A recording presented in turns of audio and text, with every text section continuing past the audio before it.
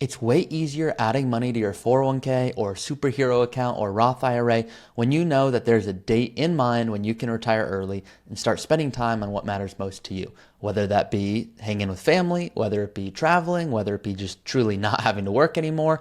What I'm going to do in this video is show you some activities that you might be aware of, but hopefully a few that you might go, I just didn't consider that, and that sounds really fun. Yeah, that's going to give me some extra motivation to save more money for my early retirement. This was prompted by a post in our free community called the Root Collective that I'm going to show you right now.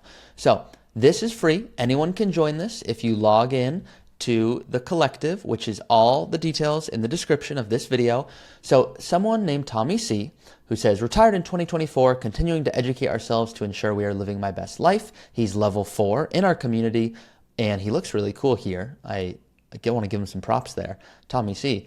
Tommy says, for those who were great savers before retirement and are now retired, what are the little splurges that you now spring for that you wouldn't before retirement? And he goes on to tell a couple of his. He goes, whenever we have experience, a play, a concert, I spring for the better or closer seats. He says, whenever I can get prepaid parking, I get it, so I'm not worried about finding street, cheaper parking or having to walk a mile to the venue. When I feel the need, I get an upgrade to a large or even extra large coffee. Thug Life chose you, Tommy. When on a cruise, we opt for excursions that have less people and cost a little more. The experience, 100% worth it. I find myself tipping more generously now. And then this was my favorite one. When I buy experiences, I buy 2 extra tickets. This forces us to find 2 friends to go with us. If they pay us back, great. If not, I'm not worried about it, but more fun with friends is worth the additional cost. What little things do you splurge on that makes you happy? So the reason I'm telling you this is it's so fun to hear what other people are doing to retire early, which is why we started this free community, which once again, you can join if you would like in the description below.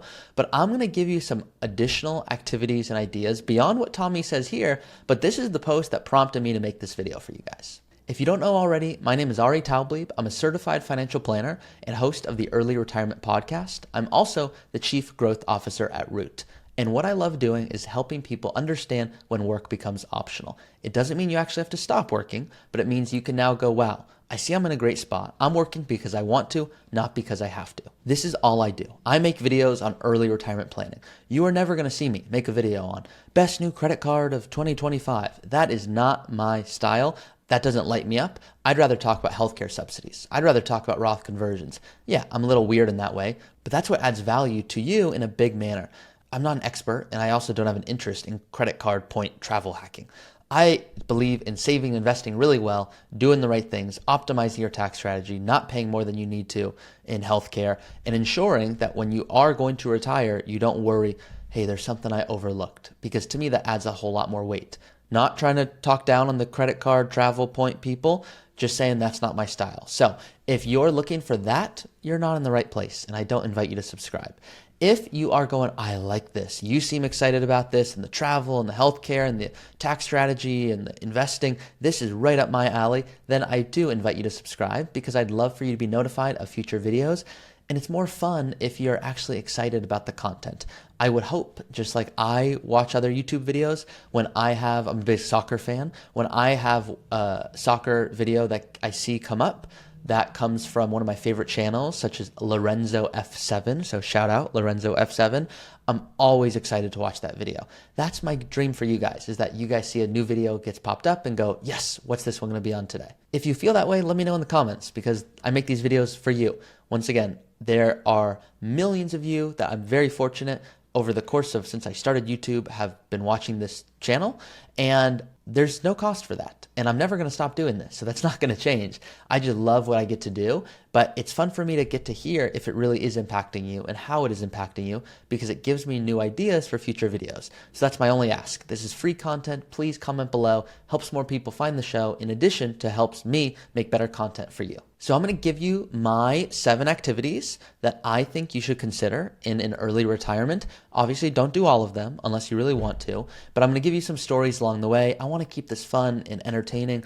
On a previous video, I went deep on the statistics of international investments for small caps and kept it really financial and technical because sometimes my financial brain wants to do that, but I always have to take a step back myself and go, okay, what are some other things that you're all interested in? And you've told me it's, hey, what are some things that your clients have done or other fun things that we just might not be aware of because we're not doing this all day? Could you tell us about some of those? So that's why I'm doing this. So number one biggest recommendation from clients: travel slow and deep. Don't do a week in, Aruba. They're saying, hey, go do 3 months in Montenegro. Go do 6 months living in Southeast Asia. And that just might not be your style. But for a lot of the clients that are with us here, they've worked really hard at a blue collar job for 30, 40 years. And now it's like, we want to see the world and not just for like a weekend. It is time to travel slow and deep. They tell me they prefer VRBO, VRBO. I know me saying that might just sound boomer because I don't know the lingo all the time, but VRBO, apparently they like that way more to Airbnb. And then they will go on meetup.com and then they will try to find other people who are also retired and traveling, and they'll try to organize a dinner with them. And they'll also go, of course, to the local towns and say, hey, what's the best place to eat? What museum should we see? And can we help out?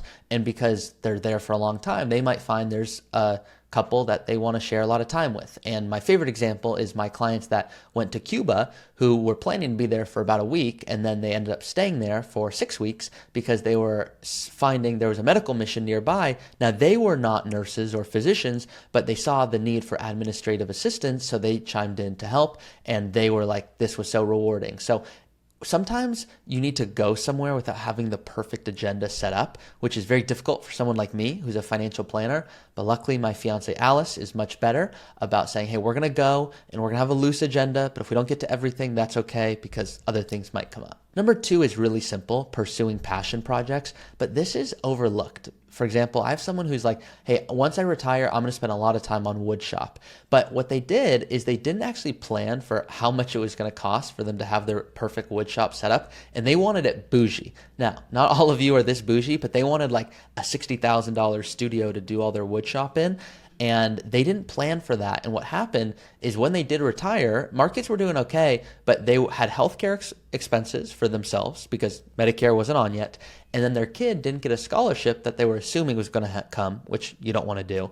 And so now all of a sudden it was, hey, we need $100,000 to live. We need $45,000 for our child. We're also having additional healthcare, which was about $1,000 a month. So now they're like, hey, should we really take $60,000 a year for wood shop?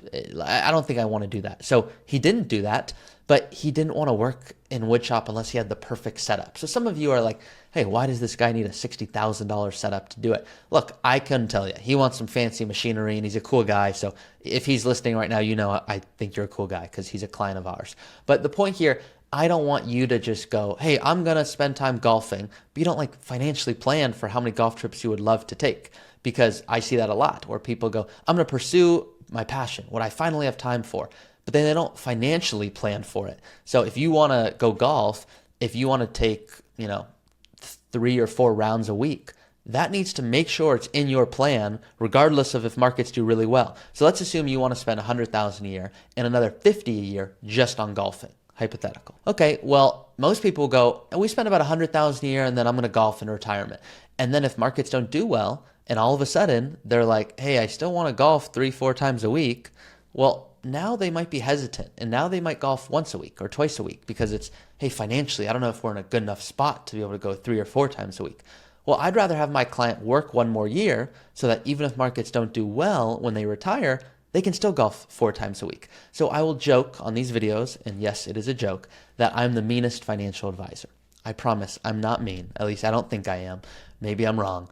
But my dad used to say growing up, he's the meanest dad there is, because I would say, I want to have this chocolate. And he'd say, well, too bad. Life's not fair. I'm the meanest dad there is. And so I will joke, and maybe that's me just thinking of my dad. But the point here, I don't want you to retire too early and then go, wow, I can't really do what I want to do, because that defeats the purpose. I'd rather have you work a little bit more while you're still in work mode, even if you are ready to quit, so that when you do quit, it's, hey, I'm in a great spot. Number 3 is volunteering for causes you care about.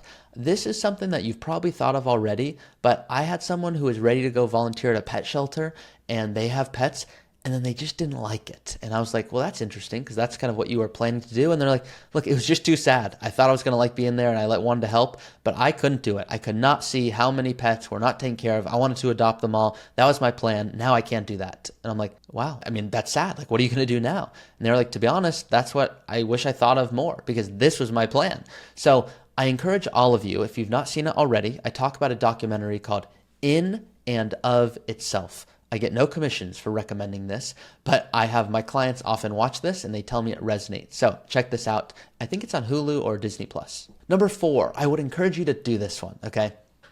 Mastering training for retirement. This is the only one on this list that is not a in retirement look forward to. You should look forward to it right now. I love this. So I am going to go play at the Emirates Stadium, which is Arsenal's soccer stadium, which is my favorite soccer team. That might have already occurred by the time this video goes public, but I'm recording this on April 18th, and I'm going to be playing there May 24th. Why am I telling you that? It is really fun knowing I'm going to play on that field, and I'm training hard today, so I'm ready. When I get on that field, I'm doing as good as I possibly can, knowing I prepared properly. I want you guys to have that same mindset when it comes to retiring early. I want you to be like, wow, I'm going to train for my hiking. I'm going to train to hang out with my grandkids and be able to throw baseball with them. I know that was a really good throw. So you guys are all commenting, what great form this is. I know, I just have it. Okay. No, I'm just kidding. But you get my point. I want you to train for it because it's fun. So my clients are telling me, hey, that's just like a perspective I didn't think about. I thought it was always like, hey, I know I got to work out. I know I'm supposed to do more, but when you shift that to, hey, I'm training for my retirement because I'm going to have way more time, way more energy, way more health. This is awesome. This is when I have that. I'm going to make the most of it. That's what I would encourage you to do. So maybe start getting in the mindset of like, hey, I'm training for when I go travel. I'm going to be on a long flight. Can I do some cat-cows in my chair? And you can think of me and make fun of me because I'm doing it right now. What can you do that's going to make it so that when you do retire one day, you're like, hey, I'm ready for this. Number 5, my client loves gardening. They are an expert gardener and they are actually starting to record their own videos because they love talking about it. And they find, because I told them this, I said, look, when you have to make videos on different topics, whatever it may be, you have to do a lot of research so that when you come and make the video, you know it intently. Like I don't read off of a teleprompter. I have an outline. I go, okay, here's what I'm planning on talking about. I research it, then I make a video. I don't do like line by line reading, which is why there aren't a lot of cuts to these videos. So I'm having to research it fully, could be up to 2 hours on a certain topic. Then I talk to you guys about it for about 15 minutes until hopefully you don't fall asleep on me, or else that would suck for me because I like when you guys watch these. So the point here, the gardener. So this person was really into gardening. They love doing it. And I said, look, if you have to make videos on it, you're going to find that you're a better gardener. And they said, why? I said, because you're going to be forced to do research and explain it in a way that you normally wouldn't have. It's like when you're trying to explain something to someone who's 5 years old, you need to be able to know that really well because they're going to go, why? Why? I mean, I get you say that, but I still don't get it. And you can't just be like, well, you don't get it. That wouldn't do very well. So you need to be able to explain it clearly. So I find if there's something you really enjoy, could be woodshop, could be gardening, could be fishing, could be, I'm just thinking of a few things my clients have told me, could be learning new languages. You could try to learn multiple, of course. Okay, well, that's something that if it's of interest to you, you might want to make videos on, or a podcast. I have a client that has a small podcast. He doesn't actually like when it's discussed broadly because it's mainly for him and his friends, but they love having an excuse to talk about fun stuff. And there's a few people that listen in a friend group. Now, I think that's just really cool. Like they get together and they record a podcast and they look back later and they go, hey, this prediction was right. And it has a sports element to it. And they use it for when they do like a fantasy draft. It's like, how cool is that? So think creatively, not just the traditional retirement stuff. Number 6, join a community like this one right here. So this is our free community. You can search anything in here. So you can see as of today, there's 2,700 members in here. If you search travel here, you can see, look how many people. I want to travel. I want to go to national parks. I want to go to Africa. I want to go in an RV. I want to take a cruise. What's your favorite destination? Everyone is explaining what they love and why. And Aruba, Hawaii, Kauai, Alaska, Japan, Florida, whatever. You can learn and see all these different things that otherwise you may just have had no idea existed, and you get some professional insight. Even things like travel insurance. Has anyone used it? What kind of premiums are you looking at? So this is like your free community. I would hope all of you join this. And then, of course, there's actual communities. If you want to go play pickleball, if you want to join your, local church, things like that, just so that you have more friends to hang out with. The number 7, which is my favorite one on the whole list, do whatever the heck you want. No alarm clock, no rules, no, hey, I feel like I should be doing this. No, it's your time. You get to do whatever the heck you want. And if the 6 things that I talked about before this 7th one just didn't really resonate with you, great. Don't do any of them. Do number 7, which is do what you want to do. And it does not matter if a friend or family member doesn't want to do it. I see all the time, one spouse wants to travel, the other doesn't. And what happens is they still have amazing retirements. Maybe the one spouse who doesn't traditionally love traveling goes on a few trips. Maybe the one who wants to travel all the time stays home a little bit with the spouse so that they both feel like they're getting a win-win. Now, all of you are going to have your own vision of, okay, what am I going to really want to spend my time doing? I would encourage you just to pick a word. I'll do this with a lot of clients now. I'll say, hey, what's the one word that's motivating you to retire? Because it helps you every time you need to save to your 401k and your Roth and your brokerage account. So what would your word be? I'm going to give you an example. So one of my clients said, my word is breathe. I said, that's interesting. Are you not breathing right now? I'm trying to make them laugh. And they did not laugh. But they said, no, I'm breathing right now. But I find sometimes I'm working so much during the day, I don't take a breath and I don't stop. So breathe is a reminder that I can breathe today, and when I retire, I can breathe a whole lot more. I went, that's a cool one. Another client told me scuba. They just can't wait to scuba dive, and they want to do that all the time.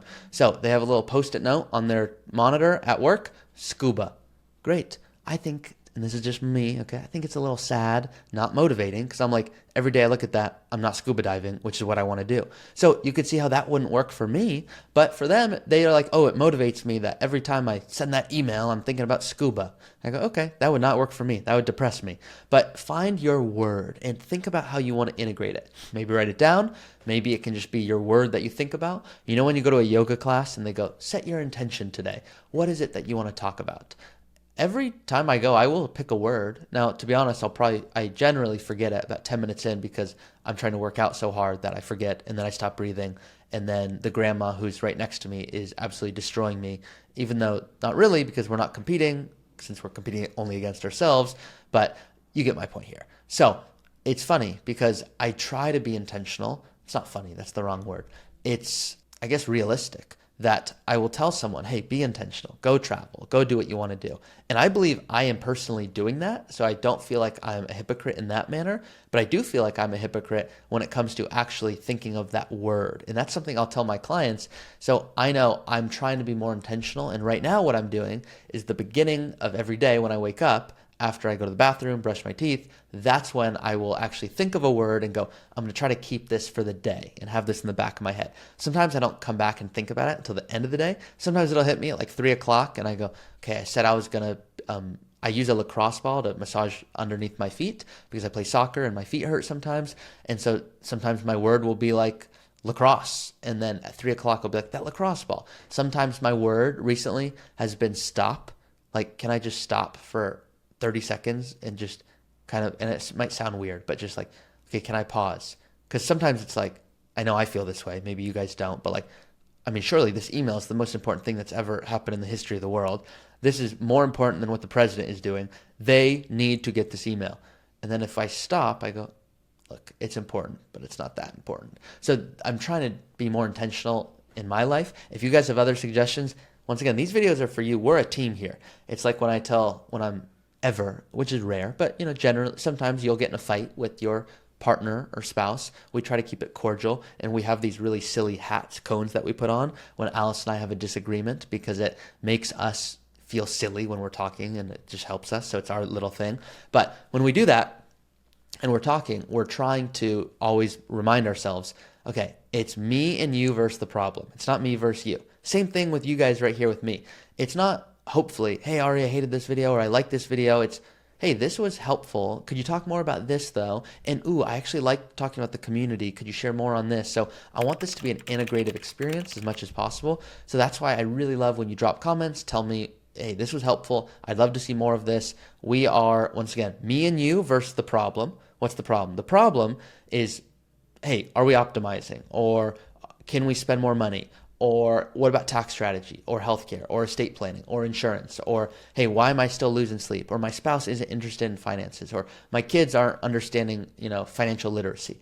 So those are the problems that I'm trying to make solutions for with the videos, but I do need your help to do it. So that's it for this one. If you enjoyed this, please do let me know. And if you want to work with Root, please reach out via the description in the link in the bottom of this video.